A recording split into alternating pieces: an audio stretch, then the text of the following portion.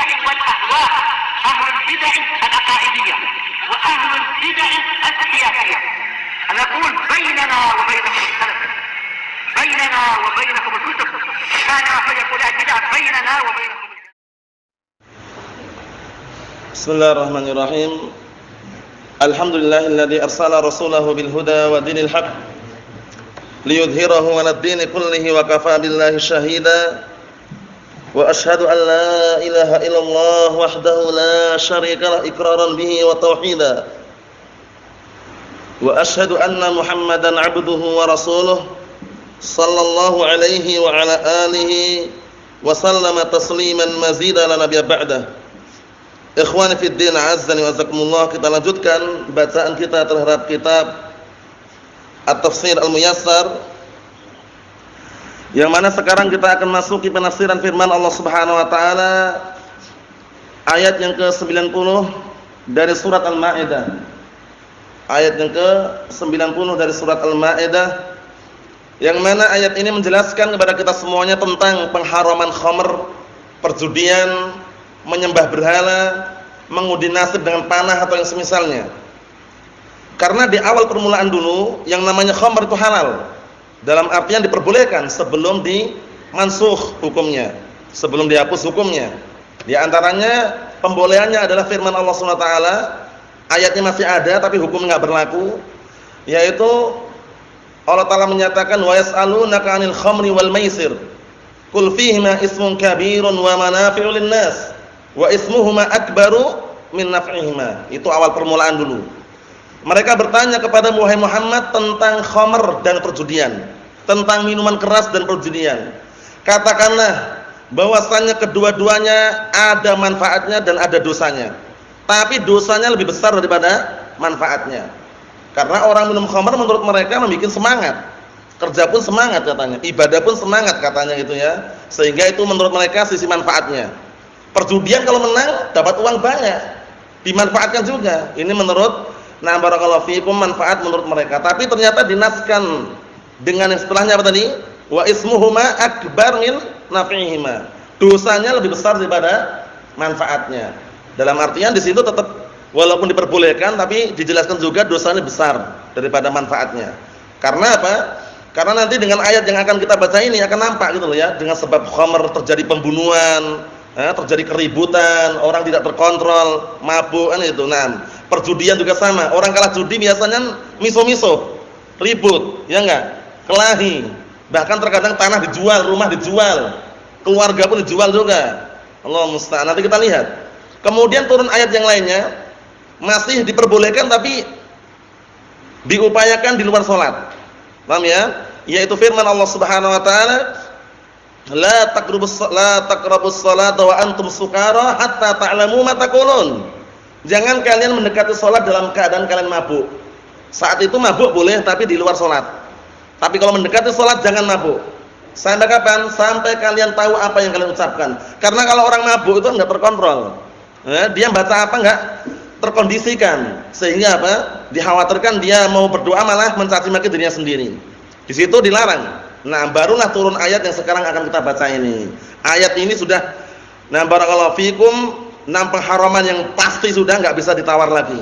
Paham ya? Yaitu firman Allah taala, "Ya ayyuhalladzina amanu innamal khamru wal maisiru wal ansabu wal azlam rijsun min 'amalis syaitan fastanibuhu la'allakum tuflihun." Ayat ini sering muncul dan sering antum dengar. Surat Al-Maidah ayat yang ke-90 ini. Ya ayyuhalladzina amanu, wahai orang-orang yang beriman, innamal khamru, sesungguhnya minuman keras, wal maisir, dan perjudian, wal ansab, menyembah berhala dengan sesembelihan diserahkan berhala atau yang semisalnya, wal azlam, mengundi nasib dengan panah. Karena zaman jahiliyah dulu mereka kalau menentukan pergi atau tidak, itu mereka meletakkan barakallahu fikum 3 anak panah. Paham ya? Diletakkan di dalam Ka'bah. Nanti diambil salah satunya ada tertulis barakallahu fikum melakukan atau tidak melakukan atau yang kosong satunya. Paham ya? Barakallahu fikum. Maksudnya bagaimana? Nanti kalau diambil ternyata lafadznya lakukan, kerja, berangkat. Kalau ternyata ngambil satu kok enggak ada tulisannya, ngulangi sekali lagi. Zaman dahulu seperti itu. Maksudnya bagaimana? Menentukan nasibnya bukan disandarkan kepada Allah Ta'ala tapi dengan cara seperti tadi itu. Masuk dalam kategori tatayur mirip. Paham ya? Nah, cuman dikenal dengan apa tadi? Mengundi nasib dengan anak panah karena saat itu mereka menggunakan anak panah. 3 busur, 3 anak panah itu diletakkan dalam Ka'bah. Nanti kalau dia mau berangkat atau melakukan pekerjaan atau melakukan suatu perkara, ngambil dulu salah satu. Kalau ngambil kok ada tulisannya lakukan. Ternyata kok ngambil kok tulisannya tidak dilakukan. Kalau kosong, diulangi sekali lagi. Itu sebutkan dalam penafsiran para ulama mengenai apa? Mengenai mengundi nasib dengan panah. Nah, maksudnya dengan anak panah maksudnya. Kita lihat di sini. Rijsun itu semuanya dia adalah amalan kotor, amalan najis, termasuk perilaku setan. Fastanibuhu, ini syahidnya. Fastanibuhu, maka jauhilah, hindarilah, tinggalkanlah. Al asal fil amr yadullu ala al wujub. Hukum asal perintah itu menunjukkan wajib ditinggalkan. Paham ya? Ini sudah ayat yang berkaitan masalah apa tadi? Pengharaman khamr. Khamr haram, tinggalkan. Perjudian haram, tinggalkan. Menyembah berhala dengan sembelihan atau yang semisalnya haram, tinggalkan. Mengundi nasib, menentukan nasib hidupnya dengan anak panah atau yang semisalnya haram, tinggalkan.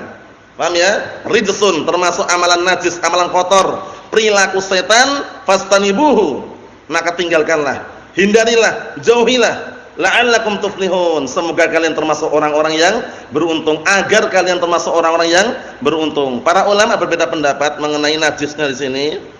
Najisnya air khamr, minuman keras itu apakah najis yang hakiki kalau antum menyentuh langsung wudu atau najis maknawi?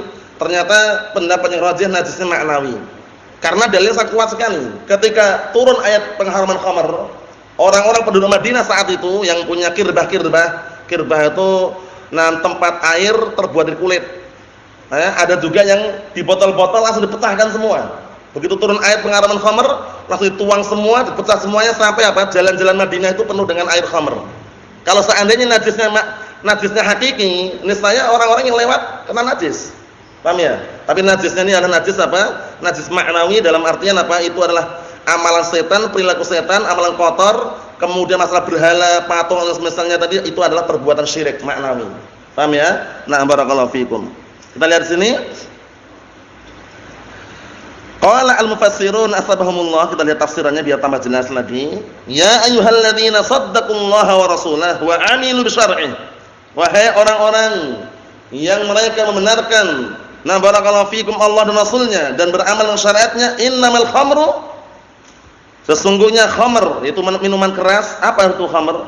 Wa hiya kullu muskirin yughatil aql. Setiap yang memabukkan yang bisa menutupi akal itu namanya khamr. Tidak harus bentuknya cairan, baik bentuknya tablet, sesuatu yang seduh, yang dihirup, yang diminum, kapsul, pil misalkan. Kalau memabukkan, menutupi akal, membuat orang tidak sadar atau yang semisalnya, tidak terkontrol, barakallahu fikum daya fikirnya atau yang semisalnya, masuk khamr juga, walaupun bukan cairan. Paham ya? Karena lafaznya kan umum, kullu muskirin haram. Setiap memabukkan itu adalah haram walaupun bukan cairan. Jadi jangan sampai wah ini kan bukan cairan ini. Bukan minuman keras ini. Kan bentuknya kapsul katanya. Bentuknya kan cuma apa? Serbuk katanya, sabu-sabu. Ya enggak? Kata-kata sama. Karena asar pengaruhnya sama, yaitu bisa menutupi akal. Kita lihat berikutnya, wal maisir. Perjudian juga haram, wa huwa al-qimar. Qimar itu perjudian. Zaman sekarang perjudiannya sudah ngetren sekarang. Kalau zaman saat itu mungkin offline, kan online pun bisa judi. Ya enggak? Sekarang mungkin kelihatan dohirnya permainan jadi bahan perjudian. Seperti apa? Burung merpati. Ya enggak? Adu jago. Bisa enggak judi, Pak? Pemilihan aja bisa, pilihan dukuh, pilihan camat, pilihan kades, pilihan kadus, paham ya? Pilihan bupati, nanti ada semacam mereka sudah mengatur semacam struktur itu ya. Nanti antum milih siapa? Milih si A, antum si B. Ayo kita nanti taruhan. Nah, judi udah. Paham ya? Nah, barakallahu fikum di kampung, ini contoh aja ya. Belum lama saat itu pilihan dukuh padahal, perjudian, taruhan. Sampai apa katanya? Ana habis 40 juta katanya. Kalah tapi. Paham ya? Maksudnya apa? Ada orang menghabiskan hartanya 40 juta taruhan gara-gara pilihan dukuh ini. Padahal tingkat dukuh ini ya, tingkatan paling bawah istilahnya ya. Nah, barakallahu fikum, apalagi kalau sampai tingkatan yang tinggi mungkin lebih banyak lagi yang dikeluarkan. Perjudian macam-macam bentuknya, barakallahu fikum. Kelihatan dohirnya cuma apa? Adu jago, ada perjudian juga. Dohirnya teman burung merpati, digini-gini kan, ya enggak? Ya kan nanti yang sana datang ke sini itu sudah perjudian juga, ada taruhan juga di situ. Paham ya? Allahumma musta'an. Hati-hati ya, sekarang banyak. Nah, barakallahu fikum, modus-modus perjudian seperti itu untuk alasan-alasan biar dibenarkan atau yang semisalnya, tapi padahal perjudian. Wa dzalika yashmal al-murahanat wa nahwa. Yang seperti ini juga perjudian mencakup barang-barang yang digadaikan atau yang semisalnya. Intinya bagaimana barang digadaikan? Kalau barang gadaian itu aslinya enggak boleh dimanfaatkan. Ya biar di situ sampai nanti. Sampai nanti kalau dia enggak bisa bayar, baru barangnya dijual untuk menutupi apa? Hutang yang tidak bisa dibayar tadi itu. Karena kalau barang gadaian itu, barang gadaian dimanfaatkan itu nanti bisa berkurang nilainya itu kalau dijual. Paham ya? Itu hukum asalnya seperti itu. Pembahasan dalam masalah fikih ya. Mimma fihi iwadun minal janibain. Dari perbuatan-perbuatan atau perkara-perkara yang dalamnya ada iwadun, yaitu saling memberikan upah di antara dua sisi. Intinya barakallahu fikum hafizakumullah. Kalau yang namanya pergadaian itu enggak haram, boleh. Dengan catatan apa tadi? Dengan catatan na barakallahu fikum, barang yang digadaikan tadi sifatnya utuh dan ada nilainya. Posisinya ketika dia, taruhlah dia minjam 3 juta menggadaikan motor. Motornya itu kalau dinilai harganya sekitar 5 juta lah. Paham ya? Dengan tempo selama setahun. Setahun itu dia harus mengembalikan 3 juta tadi. Barakallahu fikum, jaminannya apa jaminan tadi? Motor yang digadaikan tadi. Nah, ternyata selama setahun enggak bisa bayar 3 juta. Nah, barakallahu fikum, baru dia menjual motornya. Motornya dijual laku 5 juta misalkan. Maka orang yang minjami harta tadi cuma mengambil 3 juta, yang 2 juta dibalikkan oleh pemiliknya. Paham ya? Itu namanya pergadaian syar'i seperti itu. Nah, adapun menggadaikan BPKB dihindari. Banyak orang-orang sekarang menggadaikan BPKB itu ya, butuh uang digadaikan BPKB ke bank. Hati-hati, itu semuanya tidak selamat daripada apa? Perkara-perkara penipuan atau ribawiyah kalau yang modelnya seperti itu. Nah, Allahu musta'an. Wasaddun 'an dzikrillah, dan itu semuanya apa? Nah, barakallahu fikum, ada unsur di dalam perjudian yang semisalnya menghalang-halangi dari berzikir kepada Allah Taala. Mana ada orang judi ingat salat. Wong aslinya enggak safar aja jamak takdim gara-gara judi. Paham ya? Maghrib ini kan mulai maghrib judinya mulai main kartu itu. Wah, ini nanggung ini kalau isya nanti kita harus salat di jamak takdim aja katanya. Allah musta'an, salat maghrib plus isya karena demi judi tadi. Sampai larut malam, sepertiga malam terakhir belum selesai, masih judi. Paham ya? Jadi enggak ingat loh, enggak ingat kepada Allah Taala. Subuh pun ditabrak sama dia. Habis subuh tidur. Bangun jam apa? Jam 11 siang. Paham ya? Bangun enggak ada makanan, harus minjam uang karena hutang terus. Judinya pun hutang uangnya tadi. Allahu musta'an, banyak pikiran, banyak hutang. Hati-hati ya, perjudian itu pokoknya ngeri sebenarnya ya. Semakin dia kalah, kalau setan itu berhasil mengganggu dia, semakin dia banyak hutang. Karena kalah itu bisikin, nanti coba pinjam uang dulu nanti kamu menang. Kalah lagi. Paham ya? Allah musta'an. Kita lihat sini. Wal ansab, apa itu al-ansab? Wa hiya al-hijarah allati kana al-musyrikun yadhbahuna 'indaha ta'dhiman laha. Ansab itu semacam berhala. Yaitu bebatuan, batu yang dahulu orang musyrikin menyembelih di sisi batu tersebut sebagai bentuk pengagungan terhadapnya. Ya semacam patung lah. Orang nyembelih dipersembahkan untuk patung atau pohon beringin, ya enggak? Atau jembatan, paham ya? Bangun jembatan besar, sudut-sudut itu dia apa? Ditanam kepala kerbau katanya. Biar kokoh, biar kuat. Itu juga syirik juga itu. Paham ya? Nah, barakallahu fikum atau yang semisalnya. Kadang sebagian tempat seperti itu ya.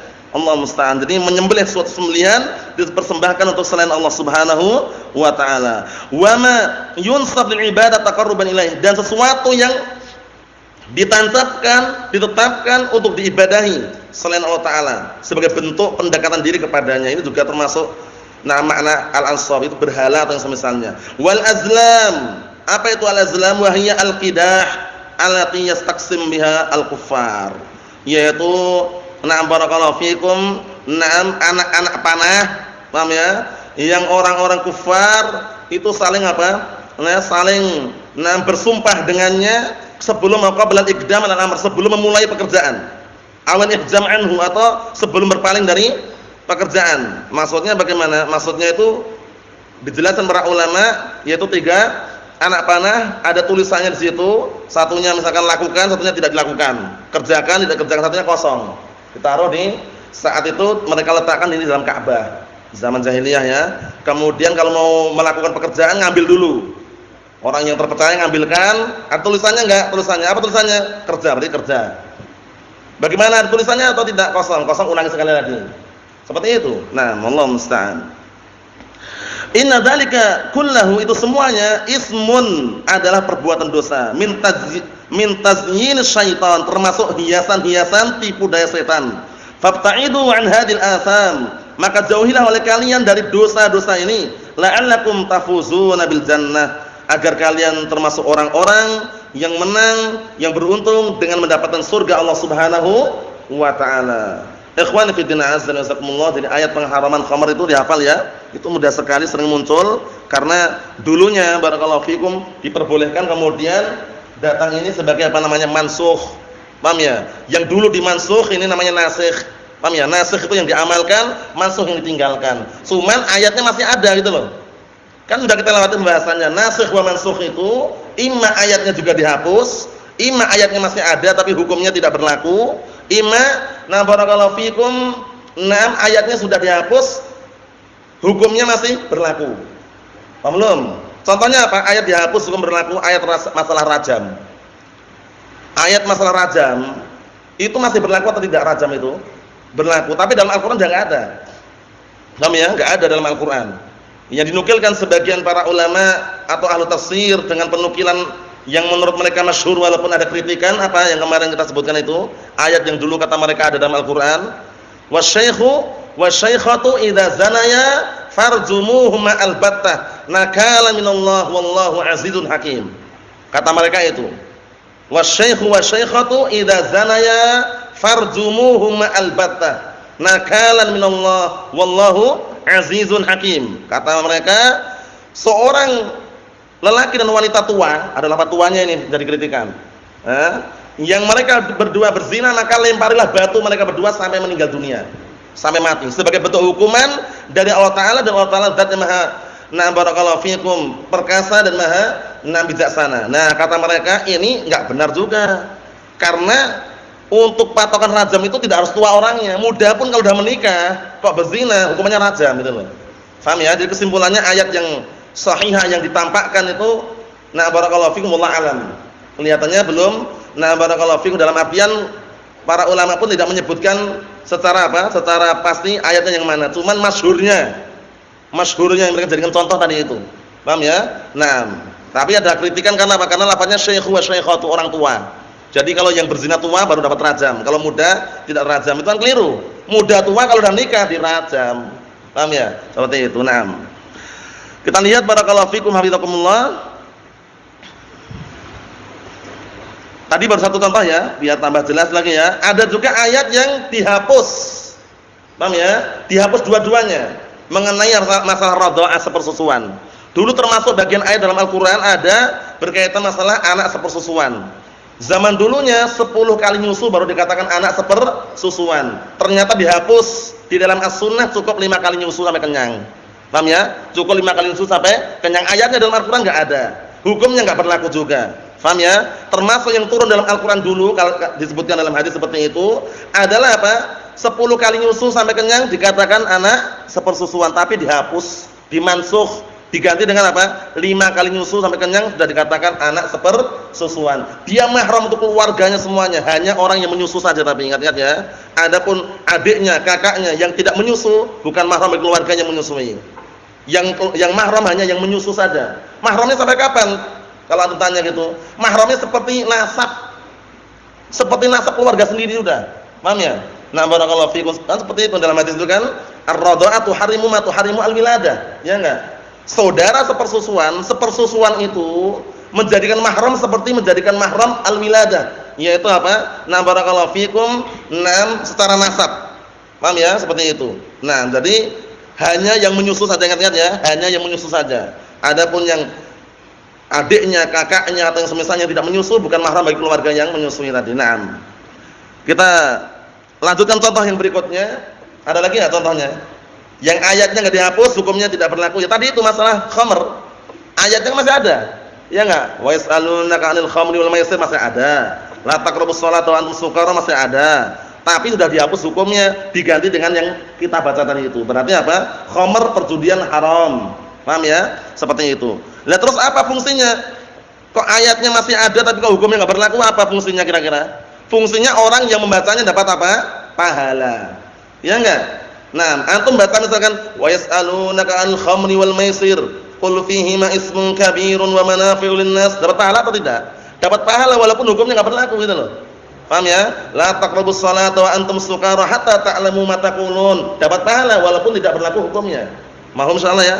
Itu dibahas dalam pembahasan ilmu tafsir. Kita lihat berikutnya. Kenapa kok diharamkan? Karena pengaruh di balik khamr itu sangat berbahaya sekali. Kita lihat. Qala Allah Ta'ala berfirman, "Innama yuridu syaitan an yuqi'a bainakumul adawata wal baghdha fil khamri wal maisir wa yasuddakum 'an dzikrillah wa 'anis shalah fa hal antum muntahun." Ini benar nih ya. Kenapa kok diharamkan? Ini alasannya.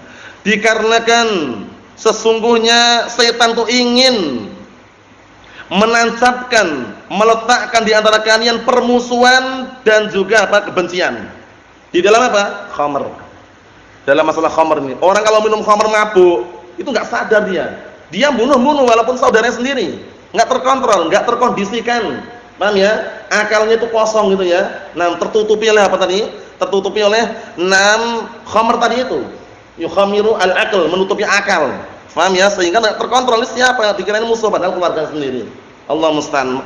Jadi apa? Dengan khamr tersebut, setan apa? Menancapkan di antara manusia permusuhan dan juga apa? Kebencian. Wal maisir, perjudian juga sama. Orang kalau kalah judi, biasanya ya ini realita, marah-marah biasanya. Marah-marah, misuh-misuh, terkadang bisa bunuh-bunuh. Karena apa? Karena si A ini judi kalah hutang sama si B, enggak dibayar-bayar gitu loh. Si B marah, akhirnya terjadi apa? Baku hantam di situ, bunuh-membunuh. Jadi orang berjudi itu sebenarnya kalau berpikir itu walaupun dia menang, itu sebenarnya berbahaya.